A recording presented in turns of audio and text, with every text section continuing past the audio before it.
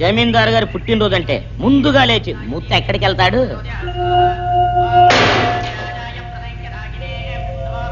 భగవంతుడా, నా దేశం, నా ప్రజలు సురక్షితంగా, ప్రశాంతంగా, సంతోషంగా ఉండేది చూడండి.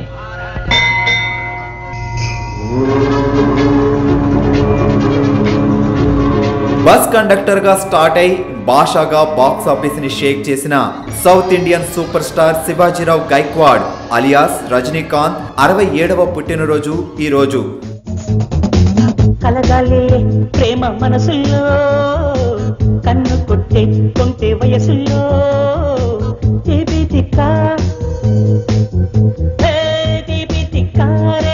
తన స్టైల్ తో, స్మైల్ తో సిల్వర్ స్క్రీన్ పై సెన్సేషన్ క్రియేట్ చేసే తలైవాకి తెలుగు, తమిళ్తో పాటు చైనా, జపాన్, మలేషియా వంటి దేశాల్లో కూడా విపరీతమైన ఫ్యాన్ ఫాలోయింగ్ ఉంది. 1975లో గురువు కె బాలచందర్ డైరెక్షన్ లో అపూర్వ రాగాంగల్ అనే తమిళ సినిమాతో కెరియర్ స్టార్ట్ చేసిన రజనీ అంతులేని కథ, ఆమె కథ, అన్నదమ్ముల సవాల్, రామ్ రాబర్ట్ రహీం లాంటి సినిమాలతో తెలుగు ఆడియన్స్ ని అలరించారు. తెలుగు సినిమా హిస్టరీలో పెదరాయుడు బ్లాక్ బస్టర్ అయితే అందులో రజనీ చేసిన పాపారాయుడు క్యారెక్టర్ ఓ ఆణిముత్యం అని చెప్పొచ్చు. అంతకు మించి ఒక్క మాట ఎక్కువ మాట్లాడితే నీ నాలుక చీరేస్తాను.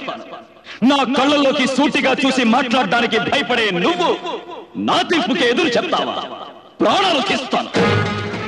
బంధాలు, బంధుత్వాలు కాదురా నాకు కావలసింది. నాకు కావలసింది నీతి, న్యాయం, ధర్మం. పుట్టిన పుట్టుక కాదురా ముఖ్యం. నాకు ముఖ్యం జరిగిన అన్యాయం, జరగాల్సిన న్యాయం. తీరా తాళి కట్టరా వెళ్ళి. అపరాయుడు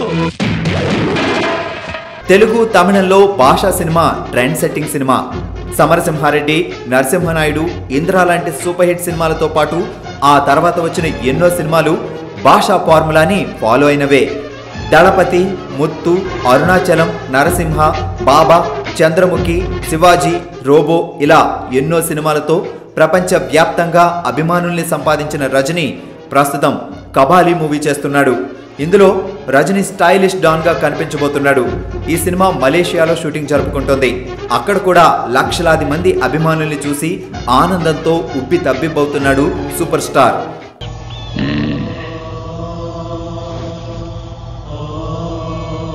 ఎందుకు వచ్చారు? స్వామినా?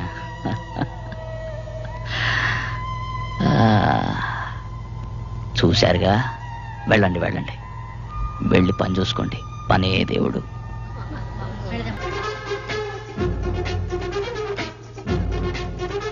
విక్రమసింహ, లింగా సినిమాలతో నిరాశపరిచిన రజనీ అభిమానుల్ని అలరించడానికి కబాలీగా 2016 సమ్మర్లో రాబోతున్నాడు.